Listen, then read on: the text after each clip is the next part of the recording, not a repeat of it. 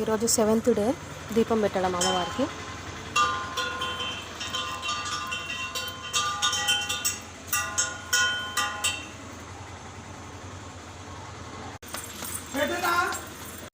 ఓం ఐం క్లోం ఐం సర్వసిద్ధిప్రదాయే ఓం వారాహి దేవి నమో నమః.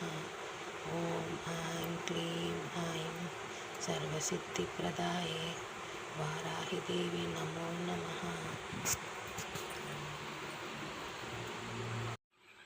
ఈరోజు 7th డే అమ్మవారికి దీపం పెట్టడం.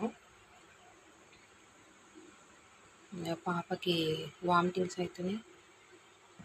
ఫ్లవర్స్ ఈవినింగే పెట్టినా కానీ దీపం 10:30కు పెట్టేది 11 అయిపోయింది, 11:30 అవుతుంది.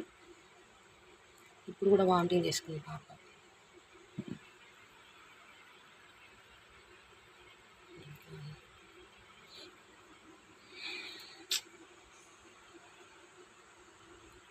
నరపవి నరపవి నరపవి నరపవి నరపవి నరపవి నరపవి నరపవి నరపవి నరపవి నరపవి.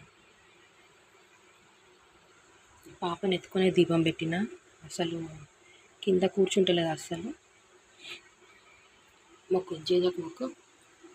ఒక అమ్మ తల్లి నిజం మళ్ళీ వస్తుందా? వామిటింగ్ వస్తుందా? బచ్చుకుంటావా?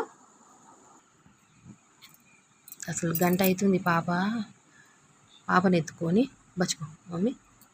ఏడుస్తూనే ఉంది. వామిటింగ్ 3 times వామిటింగ్ చేసుకుంటే ఏది చేసినా మంచిగా అవుతలేదు. పాపకి హెల్త్ బాగుంటలేదు, నాకు హెల్త్ బాగుంటలేదు, ఈయనకి హెల్త్ బాగుంటలేదు. కనీసం అమ్మవారన్న దయ చూపిస్తుందేమో అనుకుంటే ఇప్పుడు 7వ రోజు అమ్మకి దీపం పెట్టడం. ఇంట్లో అన్ని గొడవలు, మనశ్శాంతి లేదు, హెల్త్ బాగుండట్లేదు. గణేష్కి బాగుండట్లేదు, పాపకి బాగుండట్లేదు, నాకు బాగుండట్లేదు. గణేష్కి నాకు మధ్య గొడవ ఎందుకంటే